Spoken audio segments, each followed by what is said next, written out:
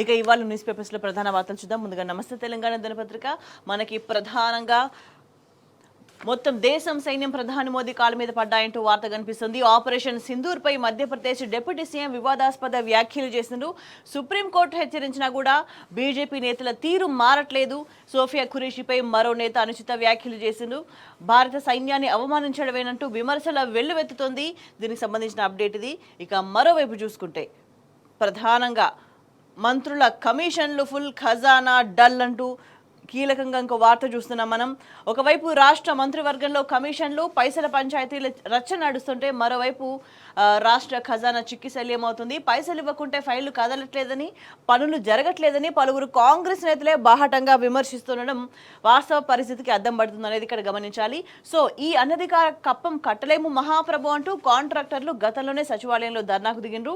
తాజాగా రాష్ట్రానికి చెందిన బిల్డర్స్ ఏకంగా రాహుల్ గాంధీని కలిసి ఆర్ ట్యాక్స్ నుంచి కాపాడాలి అని మొరబెట్టుకున్నారు. కాంగ్రెస్ ప్రభుత్వంలో సగం మందికి పైగా మంత్రులు ఈ తరహా కమిషన్ల ఆరోపణలు ఎదుర్కొంటున్నారు. మరి అదే సమయంలో ప్రభుత్వ రాబడి ఏడాదికి పడిపోతున్నది కూడా గమనించాల్సిన అవసరం కనిపిస్తోంది. సో ఈ నేపథ్యంలో ప్రధానంగా గమనిస్తే మంత్రులు డబ్బులు తీసుకుని ఫైళ్లు క్లియర్ చేస్తారు అంటూ అటవీ శాఖ మంత్రి కొండా సురేఖ సంచలన వ్యాఖ్యలు చేసిండ్రు. రాష్ట్ర వ్యాప్తంగా దీనికి సంబంధించి చర్చ జరుగుతోంది ప్రధానంగా. సో నేను మంత్రిని కాబట్టి నా దగ్గరికి కొన్ని కంపెనీలకు సంబంధించిన ఫైల్ క్లియరెన్స్ కోసం వస్తాయి. మామూలుగా మంత్రుల వద్దకు అట్లాంటి ఫైల్స్ వచ్చినప్పుడు డబ్బులు తీసుకుని క్లియర్ చేస్తారు, కానీ నాకు నయా పైసా ఇవ్వాల్సిన పని లేదు. మీరు సమాజ సేవ చేయండి, మా స్కూల్ ఒకటి డెవలప్ చేయండి, మీ పేరు గుర్తుండిపోతుంది అని అన్నాను అంటూ వరంగల్లో మంత్రి కొండా సురేఖ ఈ వ్యాఖ్యలు చేసింది. ఒకవైపు కాంగ్రెస్ అవినీతిని మంత్రి నిర్ధారించారు అని విశ్లేషకులు కూడా చెప్తున్నారు. సో ఇప్పటికీ మెజారిటీ మంత్రుల మీద కమిషన్ల ఆరోపణలు వస్తూనే ఉన్నాయి. సో గతంలో సచివాలయంలోనే కాంట్రాక్టర్లు ధర్నాకు దిగిన పరిస్థితి కూడా ఉంది. సో ఇంకోవైపు ఆర్ ట్యాక్స్ మీద రాహుల్ కు ఇటీవల రియల్టర్లంతా కూడా ఫిర్యాదు చేసిండ్రు. రాష్ట్రంలో ఆర్ఆర్ ట్యాక్స్ అని గతంలో ప్రధాని కూడా ఆరోపించిండ్రు. 30% కమిషన్లు తీసుకుంటున్నారు అన్నారు కాంగ్రెస్ ఎమ్మెల్యే. మరి కొండా సురేఖ వ్యాఖ్యలకు సంబంధించి అధికార పార్టీలో అంతర్మదనం నడుస్తుంది. సో అల్టిమేట్ గా రాష్ట్రంలో నడుస్తున్నది కమిషన్ సర్కార్ అనేది ప్రధానంగా అర్థమవుతుంది. కమిషన్లు తీసుకుంటున్న మంత్రుల పేర్లు బయట పెట్టాలి అంటూ BRS working president KTR demand చేసిండ్రు. సో ఇది ఈ కమిషన్ల వ్యవహారానికి సంబంధించిన వార్త. ఇక మరోవైపు మరి ఖజానా పరిస్థితి ఎట్లా ఉందనే దాన్ని ఒకసారి మనం గమనించినట్లయితే ప్రధానంగా గత ఆర్థిక సంవత్సరంలో పడిపోయిన రాష్ట్ర ఆదాయం అంటూ చూస్తున్నాం.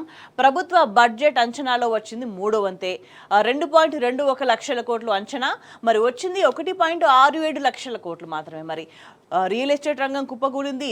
జీఎస్టీ వసూళ్లు తగ్గిపోయినాయి, సగానికి పైగా పడిపోయినాయి. స్టాంపులు రిజిస్ట్రేషన్స్ రాబడి కూడా 2023-24తో పోలిస్తే 1285 కోట్ల రాబడి తగ్గింది. మరి కోవిడ్ని మినహాయిస్తే రాష్ట్ర చరిత్రలో ఇదే తొలిసారి అంటూ కూడా చూస్తున్నాం.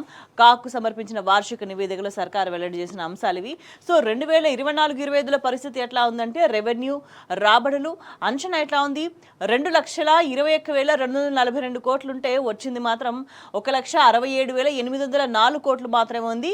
సో 53,438 కోట్ల తగ్గుదల కనిపిస్తుంది. సో పన్ను ఆదాయానికి సంబంధించి చూసుకుంటే అంచనా 1,64,397 కోట్లుంది. మరి వచ్చింది ఎంత ఉంది అని అంటే 1,36,283 కోట్లు మాత్రమే ఉంది. సో అల్టిమేట్ గా 28,114 కోట్ల తగ్గుదల కనిపిస్తుంది. ఇంకోవైపు స్టాంప్స్ అండ్ రిజిస్ట్రేషన్ కి సంబంధించి చూసుకుంటే అంచనా ఏమో 18,228 కోట్లుగా ఉంటే వచ్చింది మాత్రం 8,473 కోట్లు మాత్రమే ఉంది. సో అల్టిమేట్ గా 9,755 కోట్లు తగ్గుదల కనిపిస్తుంది. సో ఎంత పర్సెంటేజ్ ఉంది అనేది కూడా ఒక్కసారి గమనిస్తే రెవెన్యూ రాబడులు ఎట్లా 2.23% తగ్గితే మరోవైపు పన్ను ఆదాయానికి సంబంధించి -5.98% తగ్గుదల కనిపిస్తుంది. స్టాంప్స్ రిజిస్ట్రేషన్కి సంబంధించి చూసుకుంటే 30.79% తగ్గుదల కనిపిస్తుంది. ఇక్కడ మైనస్ కూడా మెన్షన్ చేసిండు, మనం దాన్ని గమనించవచ్చు. ఇదంతా కూడా 2023-24తో పోలిస్తే ఇది ఖజానా పరిస్థితి, రాష్ట్ర ఆర్థిక పరిస్థితి. ఇక మరోవైపు చూసుకుంటే మిగతా అంశాలు యథేచ్ఛగా కల్తీ విత్తనాలు అంటూ ఇంకో వార్త చూస్తున్నాం. ప్రధానంగా నాణ్యమైన విత్తనాలు రైతుకి అందట్లేదు. విత్తన తయారీకి సంబంధించి కంపెనీలు ఇష్టారాజ్యంగా వ్యవహరిస్తున్నాయి. నకిలీ విత్తనాలతో మునిగిన ములుగు రైతు అంటూ చూస్తున్నాం. రాష్ట్రానికి ప్రత్యేక విత్తన చట్టం అవసరం అంటూ తెలంగాణ వ్యవసాయ కమిషన్ వెల్లడి చేసింది. రాష్ట్రంలో పరిస్థితికి అద్దం పట్టిన నివేదిక అంటూ కూడా మనం చూస్తున్నాం. సో రాష్ట్రంలో కల్తీ విత్తనాలు రాజ్యమేలుతున్నాయని స్వయంగా రాష్ట్ర వ్యవసాయ కమిషనే తెలిపింది. రైతులకు నాణ్యమైన విత్తనం అందట్లేదని కూడా ఆందోళన వ్యక్తం చేసింది. వ్యవసాయ సమస్యలపై ఇటీవల రాష్ట్ర వ్యాప్తంగా పర్యటించిన వ్యవసాయ కమిషన్ సమగ్ర నివేదికను రూపొందించింది. ఈ నేపథ్యంలో నిన్న హైదరాబాద్లోని బీఆర్కే భవన్లో వ్యవసాయ కమిషన్ చైర్మన్ కోదండరెడ్డి ఆధ్వర్యంలో రైతు కమిషన్ సభ్యులు ఈ అంశాలను కూడా వెల్లడించిన పరిస్థితి కనిపిస్తోంది. అంటే రాష్ట్ర వ్యాప్తంగా కల్తీ విత్తనాల వల్ల రైతులు ఏ విధంగా ఇబ్బంది పడుతున్నారు, ప్రధానంగా ములుగు రైతులు తీవ్రంగా నష్టపోయిన పరిస్థితి మనకి ఇక్కడ ఈ నివేదికలో అర్థమవుతుంది. ఇంకోవైపు చూసుకుంటే ఉద్యోగుల సమస్యలపై బీఆర్ఎస్ సమరశంఖం అని కూడా చూస్తున్నాం. రాష్ట్రంలోని ప్రభుత్వ ఉద్యోగులు ఎదుర్కొంటున్న వివిధ సమస్యలు, రాష్ట్ర ప్రభుత్వ వైఖరి మీద బీఆర్ఎస్ దృష్టి సారించింది. ఉద్యోగుల సమస్యలు పరిష్కరించేందుకు అవసరమైన కార్యాచరణ రూపొందించాలని కూడా నిర్ణయించింది.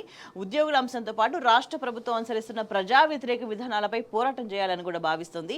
ఎన్నికలకు ముందు కాంగ్రెస్ ఇచ్చిన హామీలను అమలు చేయించే దిశగా ఒత్తిడి పెంచేందుకు అనుసరించాల్సిన వ్యూహాన్ని సిద్ధం చేయనుంది.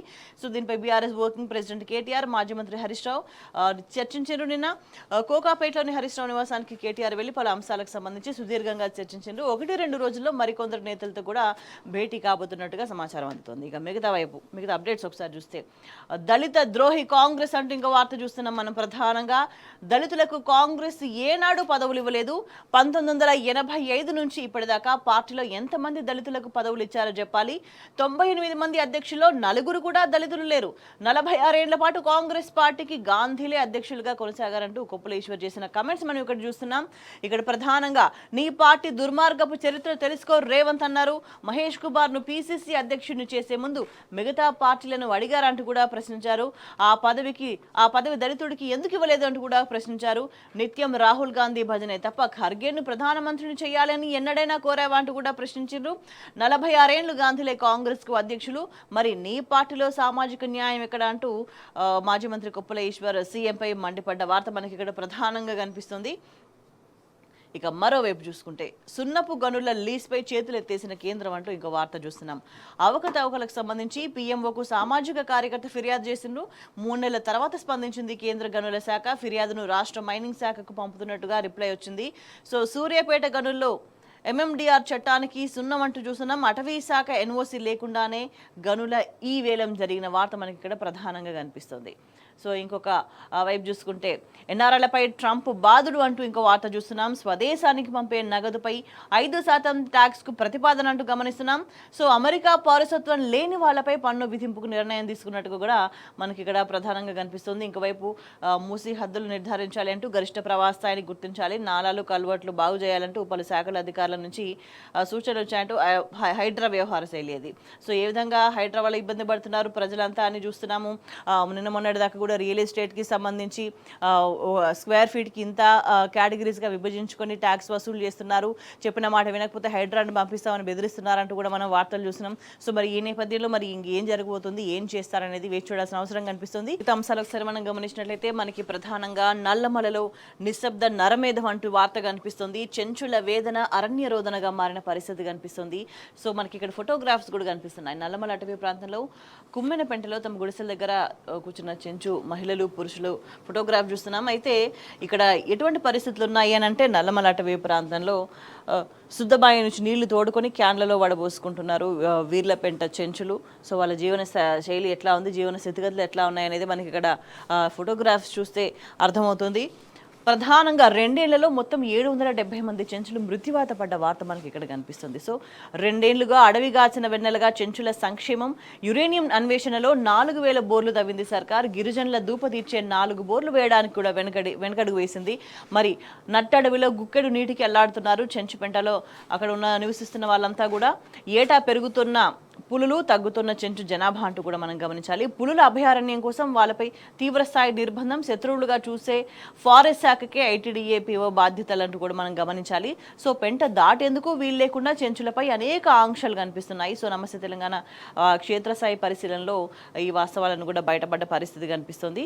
సో వాళ్ళు అడవే ప్రాణంగా బతికే గిరిజన బిడ్డలు వనంతో మమేకమై ప్రకృతితోనే జీవితాలను పెనవేసుకున్న అమాయకులు నీటిలో నుంచి చేపలను బయటకు తీస్తే ఎంత వెలువెల్లాడి చనిపోతాయో ఆ అడవి నుంచి వాళ్ళను బయటకు తీసుకొచ్చినా కూడా అట్లానే ప్రాణాలు వదిలేంత నిస్సహాయులు. అట్లాంటి అడవిని దాటని చెంచుల పాశవిక వధకు ప్రభుత్వం కుట్ర చేసిందా? మరి చెంచులకు నీళ్లు లేకుండా చేసి దూపతో చంపుతుందా? చెంచు సంక్షేమ సంస్థ ఐటీడీఏను ఉద్దేశపూర్వకంగానే నిర్వీర్యం చేస్తుందా? చెంచులను భయంకరమైన శత్రువులుగా చూసే ఫారెస్ట్ శాఖకు ఐటీడీఏ పీఓ బాధ్యతలు అప్పగించడం వెనక అసలు మర్మం ఇదేనా అంటూ కూడా మనకి ఇక్కడ కనిపిస్తుంది. సో చెంచు మహిళల్లో రక్తహీనత, పురుషుల్లో పోషకాహార లోప మరణాలు పాలకుల కుట్రలో భాగమేనా? నల్లమల ఫారెస్ట్ లో ఎందుకు నిశ్శబ్ద నరమేధం అంటూ కూడా మనకి ఇక్కడ ప్రధానంగా వార్త కనిపిస్తుంది. సో నల్లమలలో ఆదివాసీ చెంచులు లేకుండా చేయడానికి కావాలనే పొగబెడుతున్నారు అనే తీవ్ర అభియోగాలను ప్రభుత్వం ఎదుర్కొంటుంది. సో క్షేత్రస్థాయిలో చెంచుల దయనీయ పరిస్థితి చూస్తుంటే అది నిజమేనని స్పష్టమవుతుంది.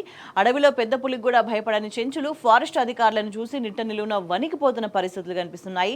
శత్రుత్వ భావంతో ఉన్న ఫారెస్ట్ శాఖకే కాంగ్రెస్ ప్రభుత్వం చెంచు సంక్షేమం కోసం పనిచేసే ఐటీడీఏ పీఓ బాధ్యతలు అప్పగించడం మరింత విస్మయం కలిగిస్తుంది. ఇక్కడ ప్రభుత్వ నాణ్యం గిరిపుత్రుల చావుకొచ్చింది. యుక్త వయసులోనే నెత్తురుడిగి ఒంట్లో సత్తువలేని ఆడబిడ్డలు, నెత్తిన బిందెలు, చంకన చంటిబిడ్డలతో కొండలు ఎక్కి దిగుతూ నీటి తడి కోసం తనలాడుతున్న హృదయ విదారక దృశ్యాలు చెంచు పెంటల్లో కనిపిస్తున్నాయనేది ఇక్కడ సారాంశం. సో మాడు పగిలే ఎండలో కూడా 3-4 కిలోమీటర్లు నడిచి చెలిమ నీళ్లు తెచ్చుకొని తాగి వాంతులు విరోచనాలతో చనిపోతున్నామని కూడా వాళ్ళు చెంచులు రోధిస్తున్నారు. యురేనియం అన్వేషణ కోసం నల్లమల నట్టడవిలో 4000 బోర్లు వేసి అడవిని తూట్లు పడిచింది ప్రభుత్వం. మరి ఈ పెంటకు ఒక మంచినీటి బోర్ వేసి చెంచులకు గుక్కెడి నీళ్లు ఇవ్వడానికి మాత్రం చేతులు రావట్లేదు. పైగా అటవీ చట్టాలు అడ్డుగా ఉన్నాయంటూ సాకులు చెబుతుంది. మండు వేసవిలో వన్యప్రాణుల దాహం తీర్చడం కోసం దట్టమైన అడవిలో నీటి గుంతలు ఏర్పాటు చేస్తారు. అభయారణ్యంలో 1100 సాసర్ పిట్స్ ఏర్పాటు చేసినట్టుగా కూడా డిఎఫ్ఓ కమ్ ఐటీడీఏ పీఓ నివేదికలు చెబుతున్నాయి. మరి దాహానికి తట్టుకోలేక గిరిజనులు ఆ సాసర్ పిట్స్లోని నీటితో గొంతు తడుపుకున్న పాపమేనంట. మరి ఫారెస్ట్ అధికారులు వాళ్ళను జంతువుల కంటే హీనంగా హింసిస్తున్నట్టు కూడా ఆరోపణలు కనిపిస్తున్నాయి. కొన్నేళ్లుగా నల్లమలలో అడవి దాటని చెంచుల చావు కబురు మీద క్షేత్రస్థాయి పర్యటనలు కనిపించిన వాస్తవాలు ఇవి. సో వాళ్ళ జనాభా పూర్తి స్థాయిలో తగ్గిపోతుంది. సో లింగాల మండలానికి సంబంధించి ఈర్లపెంటలో 35 కుటుంబాలు జీవిస్తున్నాయి. కేసీఆర్ ముఖ్యమంత్రిగా ఉన్నప్పుడు మిషన్ భగీరథ నీళ్లు అందేవి. ఇప్పుడు ఆ నీళ్లు కూడా ఆగిపోయినాయి. ఈ పెంటకు ట్రాక్టర్ల ద్వారా నీటి సరఫరా చేస్తున్నట్టు ఐటీడీఏ రికార్డులు చూపుతుంది. కానీ క్షేత్రస్థాయిలో వాస్తవ పరిస్థితిని పరిశీలిస్తే మాత్రం ఈర్లపెంట చెంచులు 3 కిలోమీటర్లు నడిచి శుద్ధబాయి నీళ్లు తెచ్చుకుంటున్నారు. మనం ఇంతకుముందు ఫోటోగ్రాఫ్లు కూడా మనం చూసినాం. ఇది ఇక్కడ చెంచులకు సంబంధించి ఉన్న దుస్థితి. సో ఐటీడీ అమలు చేస్తున్న సంక్షేమ పథకాలతోనే చెంచులు అడవి దాటి రావడానికి ఇష్టపడట్లేదని ఫారెస్ట్ అధికారులు నివేదికలు రూపొందించి కేంద్ర రాష్ట్ర ప్రభుత్వాలకు పంపిండ్రు. మరి కేంద్ర రాష్ట్ర గిరిజన సంక్షేమం కోసం ఐటీడీఏ అధికారులు కృషి చేయడం, అడ్డుకోవడానికి ఫారెస్ట్ అధికారులు ప్రయత్నించడం, ఈ క్రమంలో వాళ్ళ మధ్య నిత్యం ఘర్షణ జరిగేది. మరి ఈ నేపథ్యంలో కాంగ్రెస్ ప్రభుత్వం మన్ననూరు ఐటీడీఏ పీఓ బాధ్యతలను నేరుగా డిఎఫ్ఓకే అప్పగించింది. మరి వీళ్ళు ఎట్లా ఏ విధంగా చెంచుల్ని కాపాడతారో అనేది ప్రశ్నార్థకంగా మారింది. సో ఎన్ఆర్ఈజీఎస్ చెంచు ప్రాజెక్టును కూడా నిలిపేసినట్టుగా వార్త కనిపిస్తుంది మనకి. ఇక్కడ తగిన జీవనోపాధి కల్పించడానికి, పోషకాహార లోపాన్ని నివారించడానికి మహాత్మా గాంధీ జాతీయ గ్రామీణ ఉపాధి హామీ పథకం కింద చెంచు పంటలో ప్రత్యేక ప్రాజెక్ట్ ద్వారా పనులు కేటాయించారు. అయితే దాదాపు 15 రోజుల పరిధి వరకు ₹1000 అడ్వాన్స్గా ఇచ్చేవాళ్ళు. కేసీఆర్ ముఖ్యమంత్రిగా ఉన్నప్పుడు ప్రత్యేక చొరవ చూపి ఈ అడ్వాన్స్ చెంచులకు అందేలా ఏర్పాటు చేస్తున్నారు. మరి కాంగ్రెస్ అధికారంలోకి వచ్చిన తర్వాత చెంచు ప్రత్యేక ప్రాజెక్టును అర్ధాంతరంగా నిలిపేసింది. ఆదివాసీ గిరిజనులపై ముప్పేట దాడితో వాళ్ళ జీవనం అనేది దయనీయంగా మారింది. మనం ఇక్కడ ఇంకొక ఫోటోగ్రాఫ్ కూడా కనిపిస్తుంది. అమరాబాద్ అభయారణ్యం పరిధిలోని కనిమెట్టలో 3 కిలోమీటర్ల దూరంలోని పాత చెలిమల నుంచి బిందెల్లో నీళ్లు తెచ్చుకుంటున్న చెంచు బాలికలు, చిన్న పిల్లలు, ఆ ఫోటోగ్రాఫ్ మనకి ఇక్కడ కనిపిస్తుంది. సో నల్లమలలో చెంచుల జీవన స్థితిగతులు ఎట్లా ఉన్నాయి, ప్రభుత్వం ఏ విధంగా వాళ్ళని ఇబ్బందుల పాలు చేస్తుంది అనే దానికి సంబంధించి మనకి ఈ సంఘటనలను కూడా అద్దం పడుతున్న పరిస్థితి కనిపిస్తుంది. ఇక మరోవైపు చూసుకుంటే కేటీఆర్కు మరో ప్రతిష్టాత్మక ఆహ్వానం అంటూ చూస్తున్నాం. యూకేలోని ప్రముఖ ఆటోమొబైల్ ఇంజనీరింగ్ సర్వీసెస్ కంపెనీ కేంద్రాన్ని ప్రారంభించాలని పిలుపొచ్చింది. సో 30న ప్రారంభించబోతున్నారు కేటీఆర్ ప్రారంభించడం గర్వంగా భావిస్తున్నామంటూ ఇన్నోవేషన్ రీసెర్చ్ రంగాల పట్ల కేటీఆర్ది వినూత్నమైన విప్లవాత్మకమైన దృక్పథం, అంతర్జాతీయ స్థాయిలో భాగస్వామ్యాల స్థాపన, ఇన్నోవేషన్ ప్రోత్సాహానికి ఆయన చేసిన కృషి మా సంస్థ విధానాలకు అనుగుణంగా ఉంది. ఆయన చేతుల మీదుగా మా పరిశోధనా కేంద్రం ప్రారంభించుకోవడం గర్వంగా భావిస్తున్నామని ఆ సంస్థ డైరెక్టర్ క్రాంతి పుప్పాల చెప్పిండ్రు. సో పీడిఎస్ఎల్ సంస్థ ఆహ్వానం పట్ల హర్షం వ్యక్తం చేసిండ్రు కేటీఆర్. ప్రారంభోత్సవానికి హాజరవుతారని కూడా హామీ ఇచ్చిండ్రు. సో అంటే అభివృద్ధికి సంబంధించి ఒక ఆలోచన ఉన్నప్పుడు ఎట్లా ఉంటుంది, దాని ఫర్దర్గా పరిణామాలు ఎట్లా ఉంటాయి, ఏ విధంగా గుర్తిస్తుంటారు అభివృద్ధిని కాంక్షించే వాళ్ళనేది మనకు అక్కడ స్పష్టంగా అర్థమవుతుంది. ఇంకోవైపు చూసుకుంటే మూగజీవులకి ఎంత కష్టం అంటూ వార్త చూస్తున్నాం. సో మనం కంపెనీలతో కడుపు నింపుకుంటున్న జింకల ఫోటోగ్రాఫ్ మనకి ఇక్కడ కనిపిస్తుంది. డ్రైనేజీ నీళ్ళని దాహానికి తాగుతున్న ఫోటోగ్రాఫ్, డ్రైనేజీ నీటిని తాగుతున్న వన్యప్రాణులు అంటూ చూస్తున్నాం. కంచగచ్చిబౌలిలో దయనీయ పరిస్థితి ఇది. సో ఈ నేపథ్యంలో కేటీఆర్ పోస్ట్ వైరల్గా మారింది. ఈ ఫోటోగ్రాఫ్ చూసిన తర్వాత రేవంత్ ప్రభుత్వాన్ని నెటిజన్స్ అంతా నిలదీస్తున్న పరిస్థితి కనిపిస్తుంది. అంటే ఇటువంటి దయనీయ పరిస్థితుల్లో రాకూడదు, వన్యప్రాణులు ఏం పాపం చేసినా నిజంగా బుల్డోజర్లతో విధ్వంసానికి పాల్పడ్డప్పుడు అవి ఎట్లా చెల్లా చెదిరైపోయినాయి, ఏ విధంగా ఆ ప్రాంతాన్ని దాటి ఇండ్ల మధ్యలోకి పోయినాయి, దిక్కుతోచని స్థితిలో పడ్డాయి అని మనం అంతా చూసినాం. సో ఫర్దర్గా ఇటువంటి సిచ్యువేషన్స్ నెలకొంటాయి. ఇదంతా జరగకూడదని కూడా కోర్టులు కూడా చెప్తున్న పరిస్థితి కనిపిస్తుంది. సుప్రీంకోర్టు కూడా ఇటువంటి సిచ్యువేషన్స్ రాకూడదనే పలుమార్లు సీరియస్ అయింది, హెచ్చరికలు జారీ చేసింది. మరి ప్రభుత్వం పెడచెవిన పెట్టిన సిచ్యువేషనే కనిపిస్తుంది. సో నిల్వ నీడ లేక, తాగడానికి నీళ్లు లేక కంచగచ్చిబౌలి జింకలు అవస్థపడుతున్నాయి. ఈ భూముల్లోని అడవిని రేవంత్ సర్కార్ ఇష్టం వచ్చినట్టు తొలగించడంతో దిక్కుతోచని స్థితిలో ఉన్నాయి. సో ఇటీవల జనావాసాల్లోకి వచ్చిన జింకల చిత్రాలు వైరల్ అయ్యాయి. సో కుక్కల దాడిలో చనిపోయిన విషయం కూడా తెలుసు మనకి. ఇప్పుడు తాజాగా లేటెస్ట్గా ఈ మూగజీవాలు గొంతు తడుపుకోవడానికి మురుగునీరే గతైపోయింది అంటూ మనకి ఇక్కడ ప్రధానంగా కనిపిస్తుంది. మరి వీటికి సంబంధించి బీఆర్ఎస్ వర్కింగ్ ప్రెసిడెంట్ కేటీఆర్ మురుగునీటిలో తిరుగుతున్న జింకల ఫొటోస్ను ఎక్స్లో పోస్ట్ చేయడంతో వైరల్ అయిన తెలంగాణ ప్రభుత్వం సీఎం రేవంత్ రెడ్డి చేసిన పాపానికి వన్యప్రాణులు తమ నివాసాలను కోల్పోయి ఇట్లా డ్రైనేజీ మురుగులో తిరుగుతున్నాయంటూ సోషల్ మీడియాలో రేవంత్ ప్రభుత్వాన్ని అంతా కూడా నిలదీస్తున్న పరిస్థితి మనకి స్పష్టంగా కనిపిస్తుంది. ఇంకోవైపు చూసుకుంటే గుంట నక్కలెవరో ప్రజలకు తెలుసు అంటూ మనకి ఇంకొక వార్త కనిపిస్తుంది. సో కంచగచ్చిబౌలి విషయంలో సుప్రీం వ్యాఖ్యలను స్వాగతిస్తున్నారు ప్రజలు. పర్యావరణ చట్టాలను ఉల్లంఘించిన సీఎం రేవంత్ రెడ్డి మీద కేసు పెట్టాలి, 10,000 కోట్ల కోసం ప్రజలను తప్పుదారి పట్టించిన ముఖ్యమంత్రి అంటూ బీఆర్ఎస్ కేపీ వివేకానంద ధ్వజమెత్తిండు. పుస్తకాలు రాసిన వాళ్లకు గ్రూప్ 1లో మార్కులు ఎట్లా తగ్గినాయి, ఎమ్మెల్యే సంజయ్ నిలదీసిండ్రు. సో భట్టి విక్రమార్కకు సీఎం బాధ్యతలు అప్పగించాలి అంటూ ఎమ్మెల్యే అనిల్ జాదవ్ డిమాండ్ మనకి ఇక్కడ ప్రధానంగా కనిపిస్తుంది. మిగతా అప్డేట్స్ ఒకసారి మనం గమనించినట్లయితే మనకి ప్రధానంగా ఈ నేపథ్యంలో అనేక కీలకమైన ప్రశ్నలు తలెత్తుతున్నాయి ప్రభుత్వ వ్యవహార శైలికి సంబంధించి. అయితే సుప్రీంకోర్టు హెచ్చరికల నేపథ్యంలో శ్రమదానంతో ప్రాయశ్చిత్తం చేసుకున్నట్టు ఇంకో వార్త చూస్తున్నాం.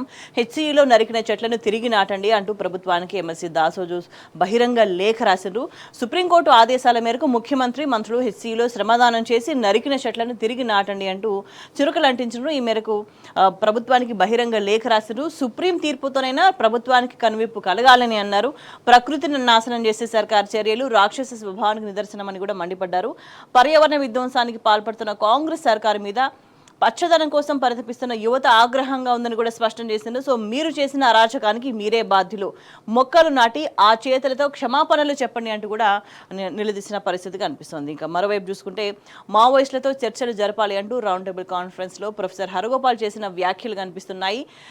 మావోయిస్టులతో తక్షణమే కేంద్ర ప్రభుత్వం శాంతి చర్చలు జరపాలని ప్రొఫెసర్ హరగోపాల్ డిమాండ్ చేస్తున్నారు. చర్చలు జరుపుదామని మావోయిస్టులు ప్రతిపాదిస్తున్నా కూడా కేంద్రం స్పందించకపోవడం సరికాదని అన్నారు.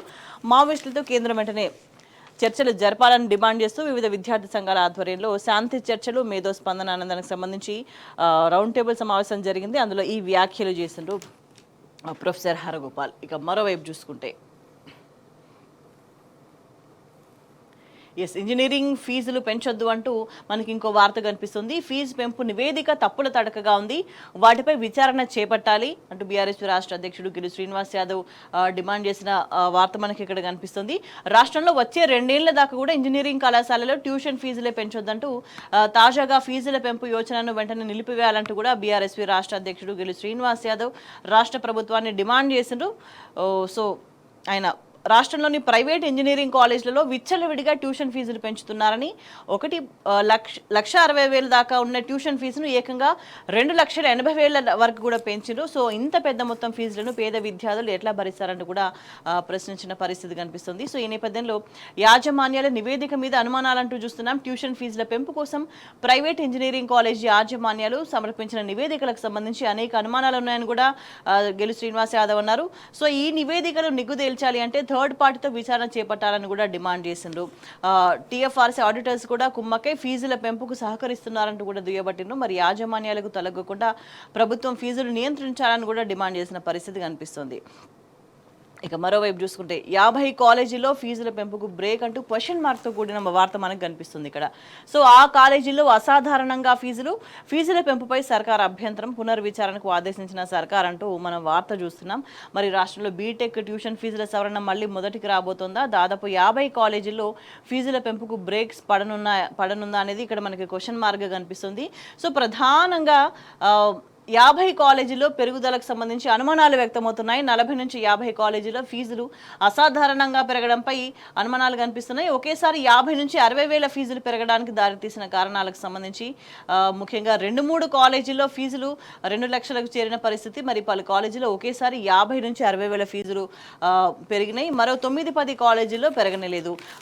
ఇట్లా ఇష్టారీతిన ఫీజులను పెంచడానికి సంబంధించి కూడా సర్కార్ వర్గాలు ప్రశ్నించిన పరిస్థితి కనిపిస్తుంది. మరి దీనికి సంబంధించి మళ్ళీ విచారణ జరపాలని ఆదేశించారు. మరి దీనికి సంబంధించి ఏం జరుగుతుంది, మరి క్వశ్చన్ చేసినట్టుగా మరి కొన్ని కాలేజీల్లోనే ఇష్టారీతన ఎట్లా పెరిగినాయి, సో నివేదికలో మరి ఎంతవరకు వాస్తవాలు ఉన్నాయి, దానికి సంబంధించి మరి ఎంక్వైరీ ఎంతవరకు జరుగుతుంది, ఏం జరుగుతుంది వేచి చూడాల్సిన అవసరం కనిపిస్తుంది. ఇక మిగతా అప్డేట్స్ ఒకసారి మనం చూస్తే, మహిళలకు సర్కార్ సారీ చెప్పాలి అంటూ ఇంకో వార్త చూస్తున్నాం. విదేశీ అందగత్తెల కాళ్లు కడిగించి ఓరుగల్లు గడ్డ స్ఫూర్తిని దెబ్బతీసిన కాంగ్రెస్ సర్కార్ అంటూ చూస్తున్నాం. కాస్మెటిక్ కంపెనీలకు లాభాలు తెచ్చేందుకు అందాల పోటీలు నిర్వహించిన దౌర్భాగ్యం అన్నారు ఎమ్మెల్యే పల్లా రాజేశ్వర్ రెడ్డి. కడియం ఒళ్ళు దగ్గర పెట్టుకో కేసీఆర్ కేటీఆర్ పల్లా పేరెత్తితే నాలుక చీరేస్తా అంటూ రాజయ్య చేసిన కమెంట్స్ కూడా మనకి ఇక్కడ కనిపిస్తున్నాయి. సో ఈ నేపథ్యంలో కడియం 8 పైసలు కూడా తెలియదంటూ మనకి ఇంకో హెడ్లైన్ కనిపిస్తుంది ఇక్కడ. బీఆర్ఎస్ కార్యకర్తల చెమట చుక్కలు, ఎమ్మెల్యే పల్లా ఆర్థిక సహాయంతో ఎమ్మెల్యేగా గెలిచిన కడియం శ్రీహరి నోటికొచ్చినట్టు మాట్లాడుతున్నావు, ఒళ్ళు దగ్గర పెట్టుకో కేసీఆర్ కేటీఆర్ పల్లా పేరెత్తితే నాలుగు చీరేసా జాగ్రత్త అంటూ స్టేషన్ గన్పూర్ మాజీ ఎమ్మెల్యే డాక్టర్ తాటికొండ రాజయ్య తీవ్రస్థాయిలో హెచ్చరించారు. సో సెంట్రల్ యూనివర్సిటీ భూములు సహా అనేక అంశాల్లో సీఎం రేవంత్ రెడ్డి మూర్ఖత్వాన్ని సుప్రీంకోర్టు ఎండగట్టి మొట్టికాయలు వేసినా కూడా బుద్ధి మారట్లేదన్నారు. సో సీఎం డబ్బులు లేవంటుంటే కడియం శ్రీహరి మాత్రం నియోజకవర్గ అభివృద్ధికి 800 కోట్లు తెచ్చినా అంటూ గొప్పలు చెప్తున్నారని, ఆయన ఇప్పటిదాకా 8 పైసలు కూడా తీసుకురాలేదని కూడా మండిపడ్డ పరిస్థితి. సో ఇప్పుడు జరుగుతున్న పనులన్నీ కూడా బీఆర్ఎస్ ప్రభుత్వ హయాంలోనే ప్రారంభమైనాయని కూడా గుర్తు చేసిండ్రు. సో ఈ నేపథ్యంలో ఇక ఫర్దర్గా నెక్స్ట్ కడియం శ్రీహరికి కనీసం డిపాజిట్ కూడా రాదు అనే విషయాన్ని స్పష్టం చేసిన పరిస్థితి కనిపిస్తుంది. ఇక